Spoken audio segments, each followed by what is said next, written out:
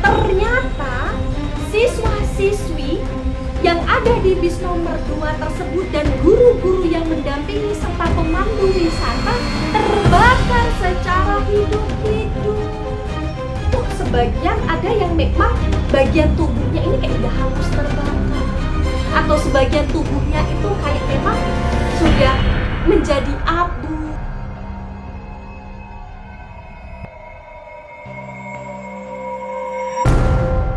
Hai Bolo, selamat datang di channel Najah Bercerita. Di sini saya akan menceritakan tentang sebuah tragedi yang amat sangat kelam, yaitu tentang tragedi kecelakaan transportasi darat pada tahun 2000-an. Dan dalam tragedi ini Bolo ya, ini menjadi sejarah kelam transportasi darat Indonesia. Ya, kenapa? Ya karena dalam tragedi ini terdapat 54 orang tewas Bolo. Ya, dan tewasnya juga salah satunya ya karena terbakar Bolo. Terbakarnya secara hidup-hidup. Nah, penasaran dengan ceritanya? Langsung saja cekidot.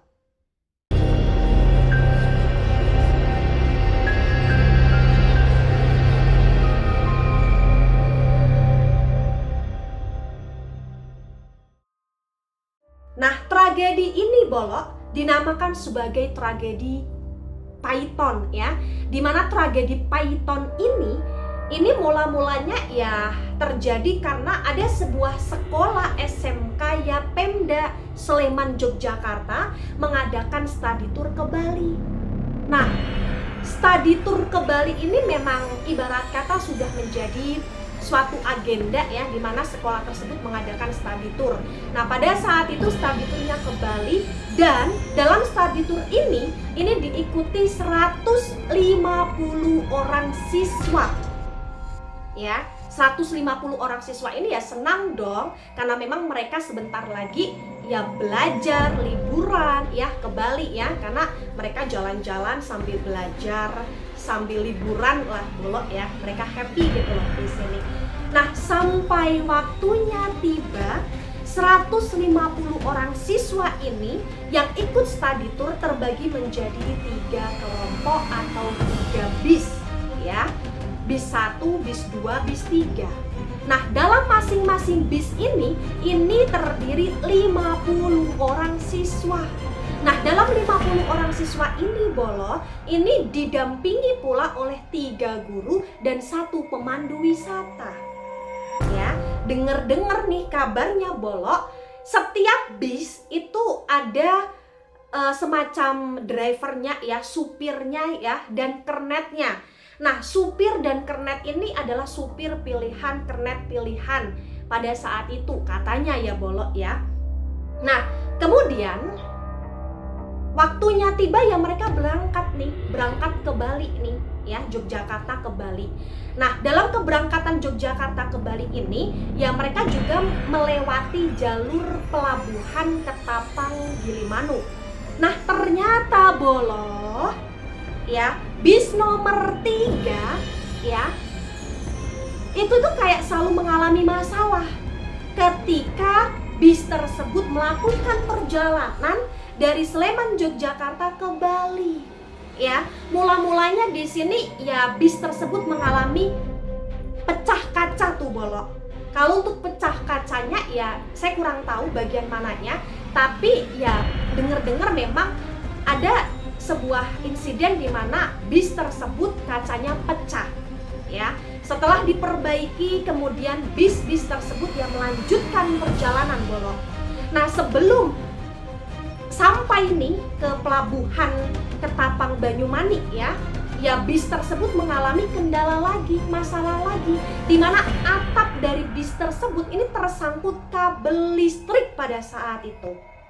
Ya, nah ketika tersangkut kabel listrik ya berarti perjalanan ini ya ibarat kata tertunda dulu gitu loh Bolo ya, menyelesaikan masalah dulu ya.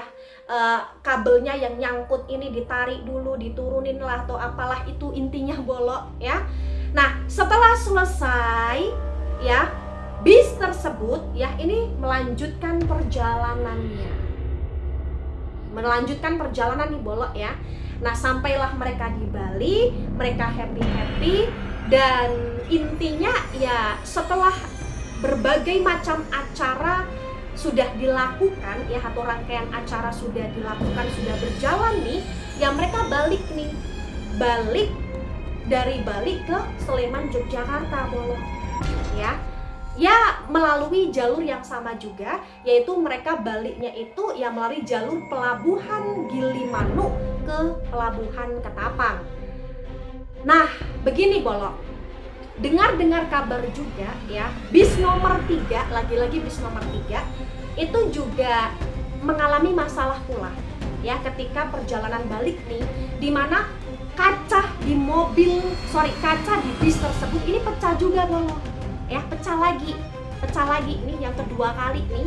Nah selain itu pula ya, dalam proses perjalanan bis nomor 3 ini juga mengalami suatu masalah di bagian rem bis ya. Remnya ini katanya ya agak-agak bermasalah, sehingga mereka ya harus memperbaikinya.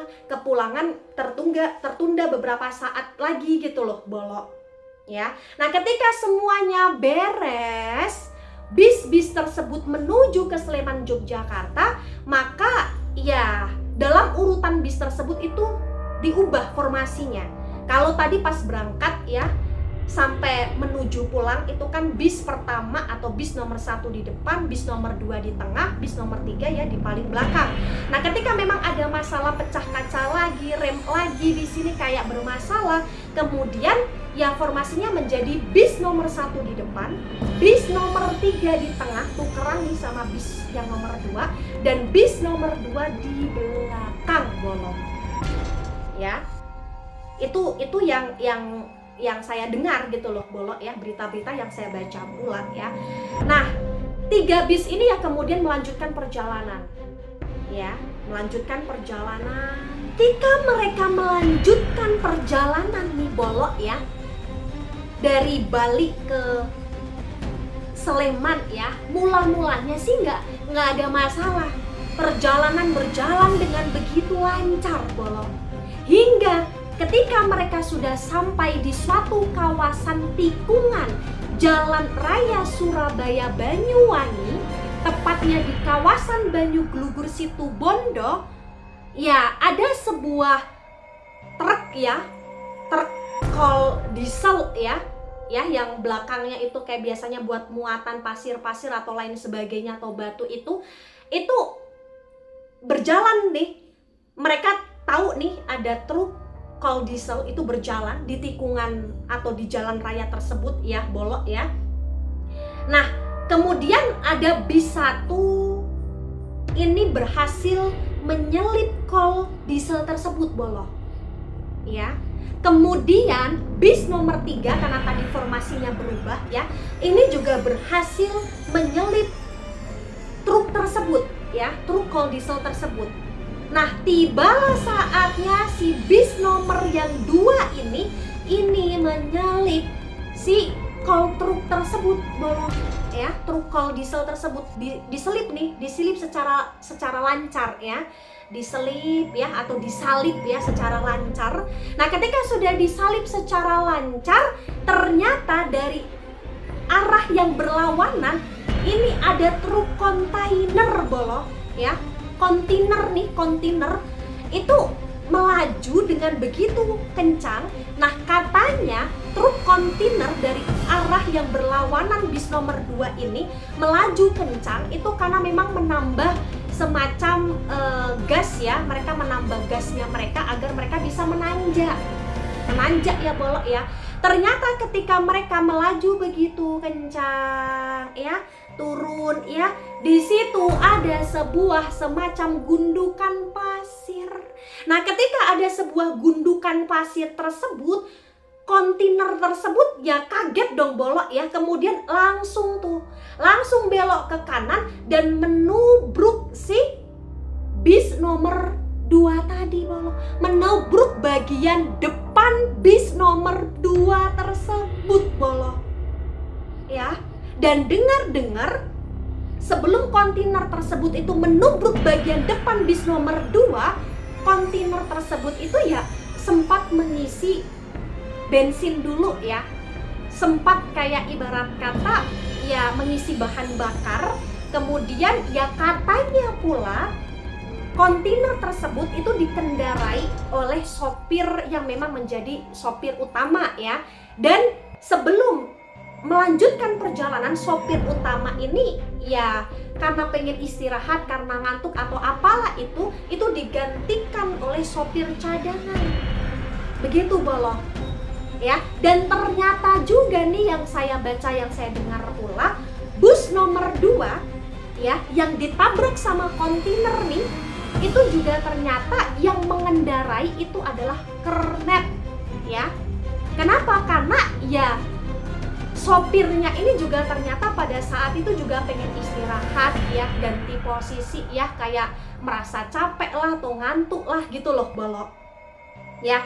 Mereka bertabrakan ya, dua kendaraan ini bertabrakan, ternyata ya dikendarai oleh sopir yang dimana itu ya bukan sopir asli lah, ibarat kata bus itu adalah yang mengendarai adalah kernet, dan untuk yang kontainer itu adalah sopir cadangan, bukan sopir yang asli yang utama gitu loh Bolo ya. Ketika terjadi kecelakaan tersebut, tabrakan tersebut, ternyata ya tangki bahan bakar atau bensin atau apapun itu yang ada di kontainer itu katanya ya ibarat kata pecah gitu loh Bolo ya. Ya mungkin karena gesekan dari mesin atau mungkin juga karena benturan atau hantaman yang begitu dahsyat, sehingga bahan bakar yang ada di kontainer tersebut ini muncrat-muncrat keluar. Dan ketika muncrat-muncrat keluar dan karena gesekan mesin ataupun gesekan dua kendaraan tersebut yang bertabrakan ya Bolo ya, sehingga terjadilah kebakaran pada saat itu ya, di mana api tersebut ini membakar bis ya, bis nomor 2 yang ditumpangi oleh siswa SMK ya Pemda Sleman Yogyakarta Bolo ya. Nah ketika tabrakan ini sudah terjadi, ketika api sudah mulai muncul nih ya, kalau nggak salah ternyata bis nomor 2 ini ya ini semacam nggak bisa ngapa-ngapain lagi karena truk cold diesel yang tadi mereka salib ya, yang mereka salib tuh, itu ternyata menabrak bis nomor 2 dari belakang. Boom, ditabrak Bolo, ditabrak nih, sehingga ya depan bisnya rusak, belakang bisnya juga rusak. Bis itu terhimpit ya oleh kontainer dan juga truk cold diesel gitu loh Bolo ya. Nah karena himpitan tersebut, tabrakan tersebut ya, pintu di bagian belakang ini rusak nggak bisa kebuka, pintu bagian belakang juga rusak nggak bisa kebuka Bolo ya. Dan yang paling menjadi naasnya adalah Bolo, ternyata siswa-siswi yang ada di bis nomor 2 tersebut dan guru-guru yang mendampingi serta pemandu wisata terbakar secara hidup-hidup ya. Mereka terbakar ya, terkhusus ya katanya juga itu kayak mereka itu kayak semacam berkumpul jadi satu di bagian bis ya, di bagian bis paling belakang gitu loh Bolo. Mereka terbakar secara bertumpuk ya, mereka terbakar secara bertumpuk. Nah kalau tanya nih, lah sopirnya kernetnya gimana Najah, kebakar nggak? Kalau untuk sopir dan kernet ya, itu katanya itu kayak untuk yang sopir asli ya, yang sopir utama ya, itu kayak loncat melalui semacam kayak kaca bis yang berhasil dipecahkan oleh si sopir tersebut, loncat tuh dari kaca yang berhasil dipecahkan gitu loh melalui kaca tersebut ya, kayak semacam ya mungkin jendela yang ada kacanya atau apalah itu ya Bolo ya. Nah kemudian si kernet ya yang mengendarai bis tersebut ya sebagai pengganti sopir utama itu kan tadi kan dia kayak ibarat kata udah kebakar nih. Sebagian tubuhnya udah kebakar karena memang dia paling depan gitu loh, Bolo. Dan memang itu percikan apinya itu mulai membakar ya memang dari depan gitu loh, Bolo.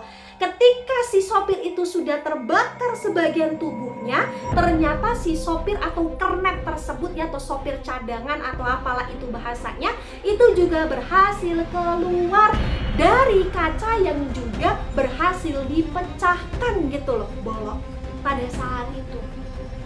Ya, tapi karena saking cepatnya kobaran api ini ya, ibarat kata menyelimuti bis tersebut ya, membakar bis tersebut, maka para siswa ini dan guru serta pemandu wisata ini nggak sempat menyelamatkan diri, Bolo, nggak sempat loncat, Bolo, ya.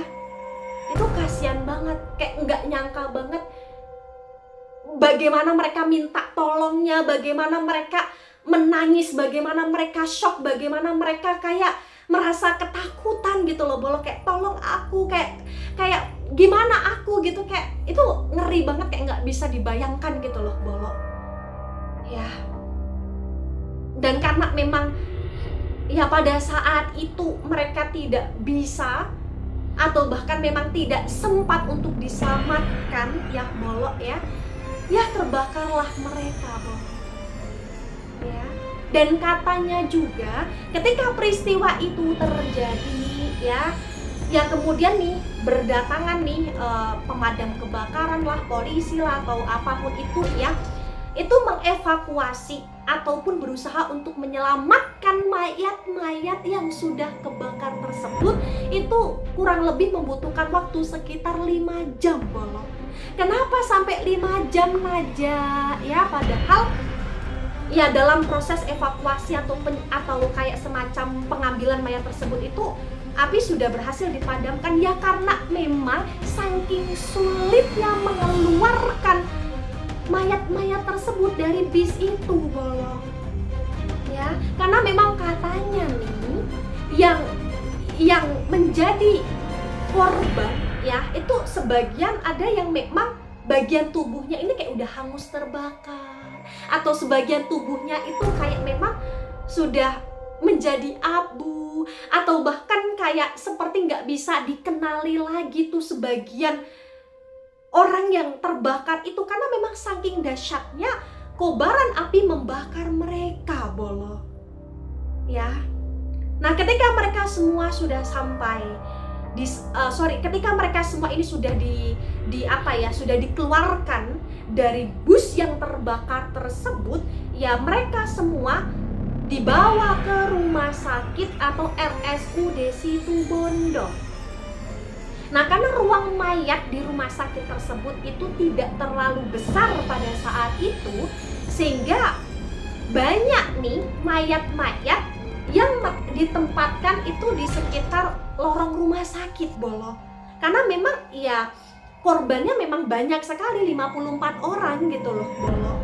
Dan katanya pula ya, sebelum mayat tersebut atau jenazah tersebut itu dipulangkan ke Sleman, Yogyakarta, mayat-mayat tersebut ini diawetkan terlebih dahulu ya, atau memang diawetkan agar awet nih dengan es batu ya, dimana pihak RSUD Situbondo ini ya mendatangkan ratusan es batu balok untuk mengawetkan mayat-mayat tersebut atau jenazah tersebut, Bolo, ya.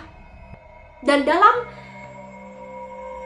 kecelakaan ini ya, korban 54 orang ini itu ya katanya fixnya adalah 51 siswa yang terbakar, 2 guru, 1 pendamping wisata ya, totalnya ya 54. Kalau ada yang tanya, loh Najah katanya tadi 50 dalam satu bis. Nah, ketika perjalanan ternyata ya dalam formasi bis tersebut ya, Bolo, ya, ketika dirubah bis 1, bis 2, bis 3 menjadi bis 1, bis 3, bis 2, itu bukan hanya formasi bisnya aja yang dirubah, tapi ternyata ada salah satu siswa yang di bis 3 ini pindah ke bis 2 ternyata. guru pendamping atau gurunya di bis 2 pindah ke bis 3. Kenapa siswa ini semacam kayak pindah ke bis 2 ya? Itu dikarenakan bis 3 pada saat itu mengalami masalah di bagian AC-nya, sehingga kayak siswa tersebut kayak merasa pengap, ditambah lagi kabarnya siswa tersebut kayak mengalami suatu masalah di pernafasannya atau kayak memiliki riwayat sakit di bagian pernapasannya atau asma atau lain sebagainya pada saat itu. Intinya ya adalah satu siswa yang ibarat kata pindah posisi ke bis 2 lah, intinya semacam itu, sehingga korbannya 51 siswa, 2 orang guru dan 1 pendamping wisata. Begitu Bolot ya. Nah, semenjak kejadian itu Bolot ya, pemerintah pada saat itu ya, itu benar-benar kayak menegaskan untuk sistem transportasi darat terutama bis ini ya, itu benar-benar kayak diperbaiki ya pada saat itu. Dimana sekarang ini di bis-bis itu kayak sudah mulai ada pintu-pintu darurat ya, atau bahkan kayak ada pintu darurat juga di bagian atap ya, atau bahkan pintu yang ibarat kata otomatis tuh, yang buka tutupnya otomatis, itu juga kayak katanya sekarang itu kayak semacam diwajibkan untuk harus bisa dibuka secara manual juga ya. Itu meminimalisir kecelakaan-kecelakaan yang kalau misalkan terjadi secara serupa gitu loh Bolot ya.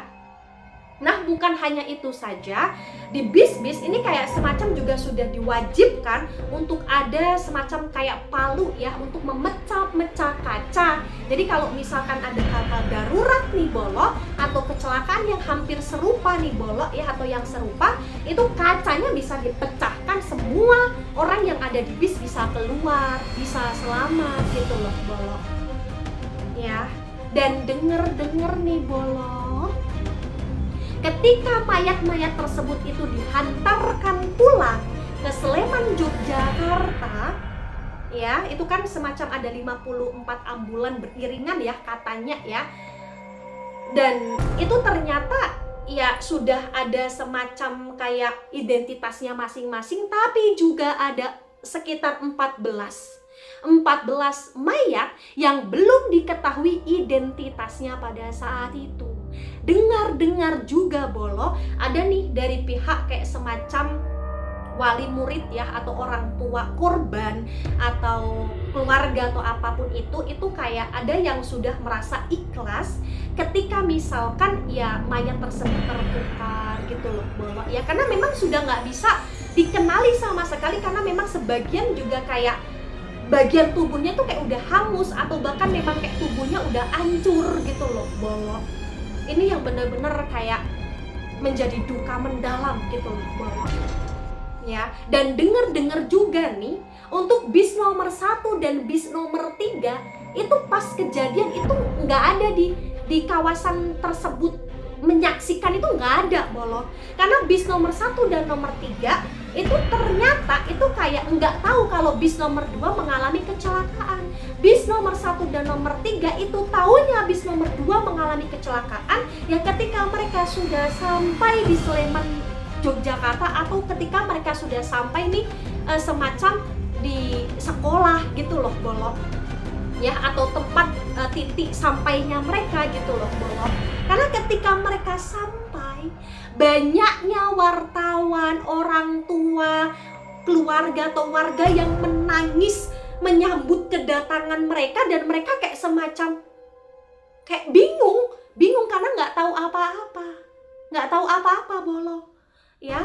Mereka baru tahu ya ketika wartawan tersebut, keluarga tersebut memberi tahu, dan shocklah mereka, kagetlah mereka Bolot ya. Ini cukup mengerikan sekali Bolot.